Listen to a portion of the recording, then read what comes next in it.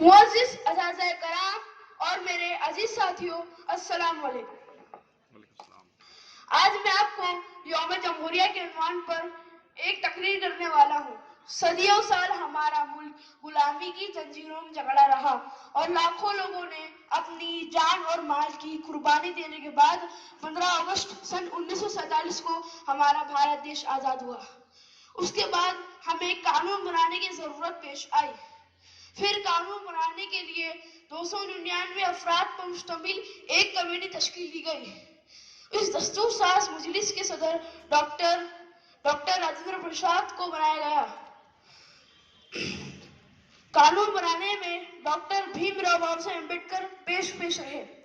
ये सब दानिशवर ने मिलकर हर मजहब का बारीकी से जायजा लिया और ऐसे कानून बनाया जिसमें हर मजहब के मानने वाले को खुली आजादी दी गई। आखिरकार सन 1949 को हमारा कानून तैयार हुआ, पर उसे 26 जनवरी सन 1950 को नाफिज कर दिया गया।